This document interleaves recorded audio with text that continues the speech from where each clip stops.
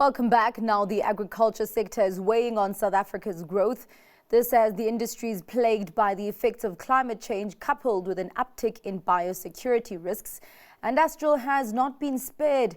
The country's largest chicken producer suffered its first ever loss last year as a result of these factors, along with the impact of load shedding and municipal failures. But the group has seen a remarkable turnaround and is chipper about its future prospects. A few weeks ago, I had the opportunity to sit down with company CEO Chris Schutte to assess the bounce back and other dynamics at play in the poultry industry. Here he is reflecting on the year that produced the company's first ever loss and how they managed to turn it around. 2023 will be marked as the worst year in the poultry history, and also in Astral's 24-year history. The first time we made losses. And every morning when I wake up, or at every roadshow, I tell the investors or the stakeholders I've now seen it all, and every year there's something new. So last year was one of those years where everything culminated. In that year we had the highest raw material input cost in our history, and that goes into feed. And feed is the biggest part of the cost of producing poultry. And then we had the severe load shedding, and we need electricity and water to process chicken. It is essential, you can't do it without it. So we went into a phase where we can't slaughter, and the birds backed up on the farm, and then you have to feed them more, but now with the most expensive feed ever. And then on top of that, we had the worst outbreak of avian influenza that had a severe impact on the industry. So a bad year. We burnt a lot of cash during that year.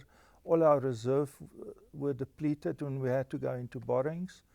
And at the end of the year, we made a financial loss. We started with a project in Astral, 3R, reset, refocus and restart. We had a turnaround team of 20 people in the group, and we had to redo everything to get back to normality. And we had timelines and goals, and we achieved that. And we also indicated to shareholders that we will fix the balance sheet over a period of 24 months. Well, the project was so successful that we could do that within a year. So we paid back all our loans, and exactly 10 months later, after we started with the project, we were cash flush, and the birds were at the right age, and all the efficiencies around that was in place. Chris, it's actually quite interesting to see that journey of all those headwinds, and it seemed really like a perfect storm to now where you are in a place of, would you say normality? Would you say that you're at the beginning of the turnaround stages or of a growth phase at this point? Well, we had a good turnaround, so we're happy with that. And as we indicated to the market, there's quite a sizable turnaround, and we're happy for that. Load shedding is fortunately playing in our favor, but in some parts of the country, we still have limited electricity to the towns that we operate in. So we still have to run generators. At the peak of load shedding, our additional diesel cost was in the order of 45 million rand per month. It is now less, but we still have to run the generators. So this year, we haven't had an avian influenza outbreak. And that's positive for the industry. We have to recover, otherwise our consumers will be in trouble, and agri will be in trouble, because we also have attached businesses, like we use raw materials from other industries and packaging and transport. So fortunate from that side, lower load shedding levels or none over the past couple of months. And no avian influenza. And we had a bit of a break on the raw material input cost. But as we sit here, sentiment is negative on new crops and planting because the heat waves and hardly any rain in the growing areas of raw materials. Because I was actually about to ask, there's this big risk of climate change in the agriculture sector. So at this point, how much of a concern is that? Well, the concern is in the volatility of the weather. You don't have historically you had planting seasons, growing seasons, and all the phases of your raw materials, Yeah. mainly maize and soya beans.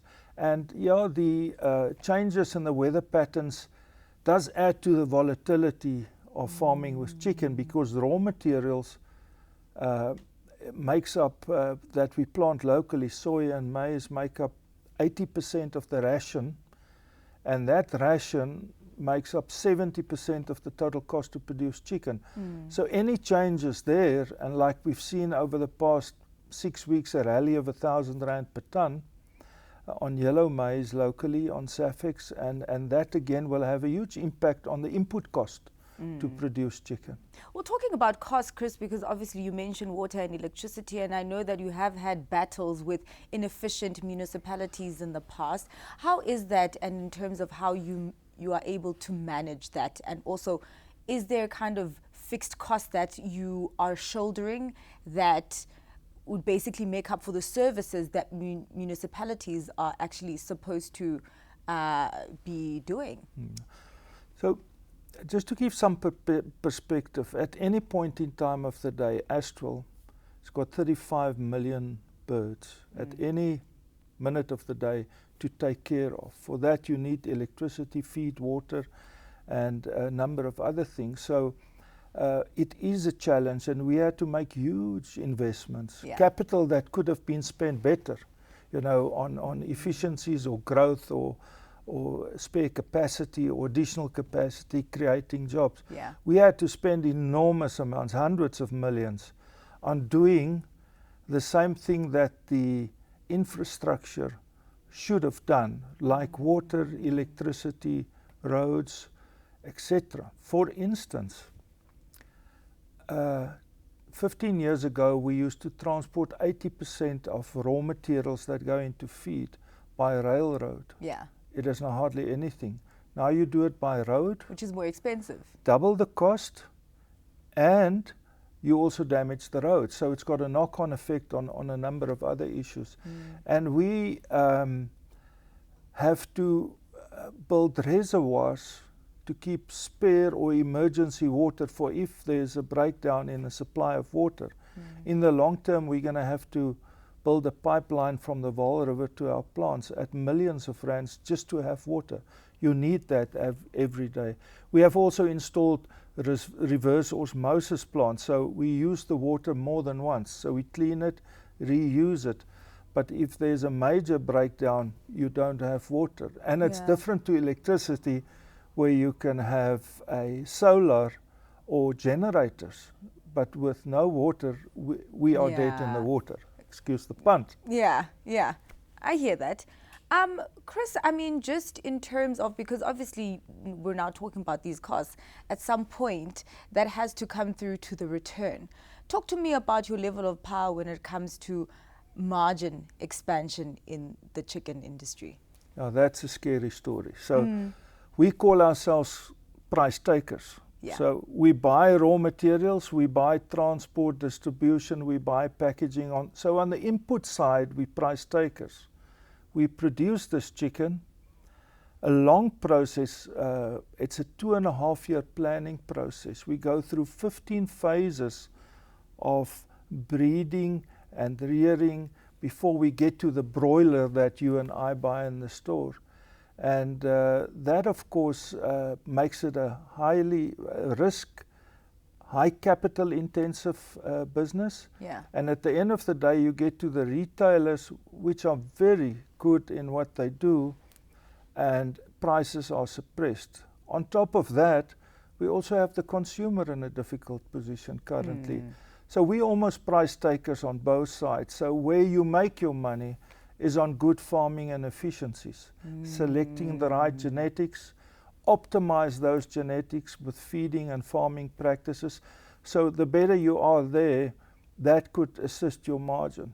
But you need poultry companies to make profit, and nobody owes us that, we know that, but you need to make profit. And what do we do with the profits? I always explain this. First you pay your taxes. Which we need. Yes. And then Obviously, you have a split between looking after your loyal shareholders with a dividend, and what is left you've got to reinvest in the business. So if there's nothing left, the business will stand still, the industry will stand still. So you need capital and profits to reinvest and grow the business from a volume perspective, but also looking after the cost to, at the end of the day, supply the consumer with a value proposition. But then, because I know also that the Competition Commission also has a lot of probes in terms of protecting the consumer on pricing then. How then do you manage that when you are approached by the competition authorities to say, well, maybe you need to, go soft on the pricing, but then you also don't have a lot of power on that front? Yeah, so my personal take on that is that's not why the Competition Commission is there for us, to try and regulate prices. We are in a free market system, and price is not the issue. And I would like to convey this to him. Come and look at our margins. We are regarded as one of the top 10 efficient poultry industries in the world. So there's not an inefficiency that we're passing on in the price. So look at the margins. For a high risk, high volatile industry like the poultry industry, people say we should make at least 10% net margins, which is not massive. Well, we over the past couple of years of 1% and 2% margins. Yeah. So that's not sustainable. Yeah, and the Competition Commission, or whoever they contract to try and manage pricing, should look at the margin. Are there margins, are they profiteering on behalf or at the cost of the consumer? Yeah. And that is not there. Come and look at the audited results and look at the margins. It's paper thin. Yeah. It's almost too thin to invest in this industry. Yeah. Just as we're talking about consumer protection as well, I know that there have been plans. The SA Poultry Association is launching a bid for VAT exemptions on some chicken products. Talk to me about that and just the conversations that the industry is having in that, but also the benefits that could accrue to the consumer and also the industry. So my take on this, and this started many years ago, I did a presentation to the Portfolio Committee in Parliament. We tried to lobby because chicken is the preferred meat protein choice of the people. I don't say so. Look at the per capita consumption. So other products are included in the VAT-free or zero VAT category, like tinned fish. Now, I'm not against that, or canned fish, but fish are imported. So is the can. On the poultry side, which is the preferred protein, and a better value proposition, that should be included for the consumer that are struggling. And it's also locally produced, and it does have a better carbon footprint.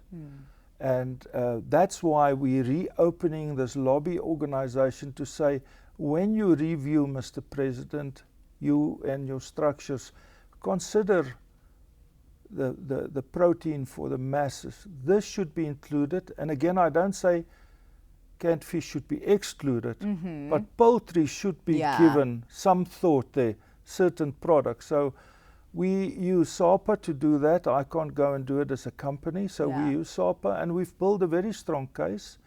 And unfortunately, there's not a channel to go and present this, but we're going to deliver a paper in the middle of November to try and support the President in his efforts to look after the consumer.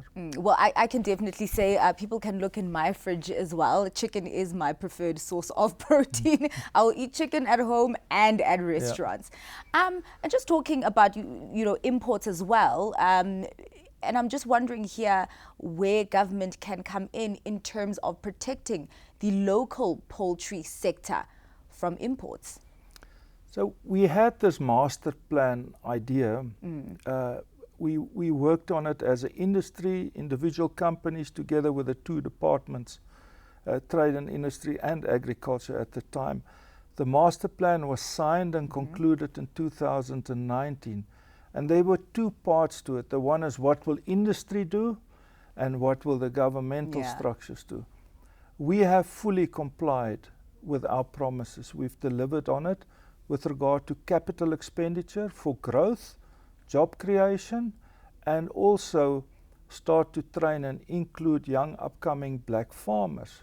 To date, we've got 20 success stories from the date of signing, which is great, and they're great farmers. On the other side, government made some promises. Some of them has been introduced, like some protection against imports, and we don't have an issue with imports. Yeah. Our issue with dumping.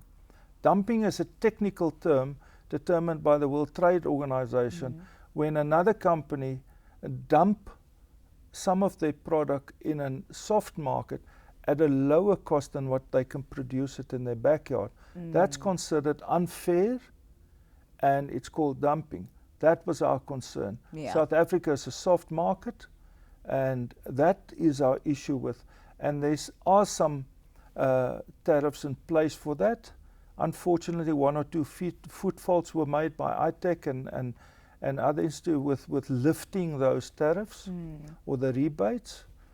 And so the big part outstanding from that is help us to export to other countries, but other countries protect their industry. So I don't know if we have the political will or the tools to go and change bilateral agreements with regard to trade. At this point in time, you can only export cooked meat, and that is 0.0% of our production. So we are lobbying, but it's a government-to-government issue. The government must resolve it. Other countries protect their industries, and they use phytosanitary measures to do so. We don't have that.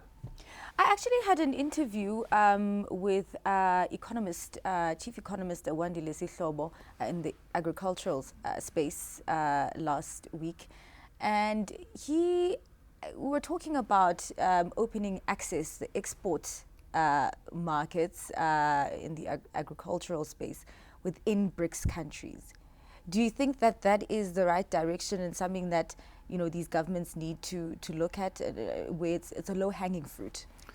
It sounds like it. But remember, there's also the competitive side of that on cost and pricing. Yeah. We outpriced. We have got cost impacts on our business that are caused by a lack of service. So getting your own water is double the price, road transport double, etc., etc. So you also have to compare on a cost basis with those people. The key thing is most countries subsidize their poultry industries. Okay. Like Brazil, like the US, like the UK, in many countries that is seen as an essential part to the economy, and there's subsidies on numerous levels, either through maize or export. We don't have that.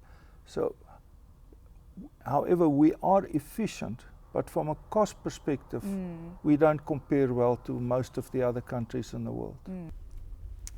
Chris, you talk about subsidies, and I actually want to go into the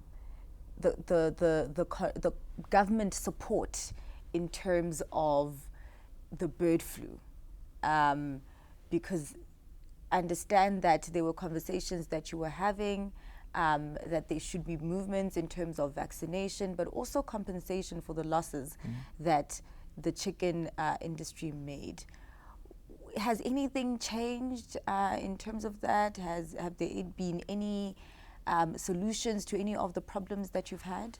This is a sore point. So when you have a disease outbreak like that, there is sufficient law in place. Yeah. One of the measures to control an outbreak like we had, foot and mouth in cattle and avian influenza, the one way to control the spread of that disease is to kill your birds. Yes. Where they infected and maybe in close proximity. So you get an instruction to kill your birds, but you don't get compensated for it. But the law provides for that. So, okay, we'll compensate you. Then the Department of Agriculture come and they say, but that bird had zero value. So that's currently in front of the courts. What on earth has got zero value? that bird has got a value. It came through 3 generations of breeding. It could still produce an egg or 2 or whatever. So that's where the fight is. We've taken it to the courts, and we will see what the outcome there is. So hardly any support when it comes to disease control. In the absence of what we're also trying to do of vaccination, we are completely vulnerable here. No compensation and no vaccination. And we don't want to vaccinate the birds that we eat, the broilers. It is the breeding stock to protect your breeding flock, because if they fall away, if they culled or killed on instruction, there's no more fertile eggs coming out to produce. So that's where you need the protection. And we're just kicking the can down the line with regard to that, and we're quite upset that nobody has made a call. Currently there are something on the table from Dallard, but it's so onerous we can't abide to that, and it's almost like, you know, we're in a deadlock here. Well, I mean, Chris, we are now in a kind of new era, new political era, and hoping for a new economic era, a new phase of growth in our economy as well. What would you like to see from the government of national unity, and also the powers that be that are now in charge of this agricultural space? Well, just to give a bit of perspective, you know, the uncertainty about the political arena was not good for business. Business don't like uncertainty. You want policy, you want some direction.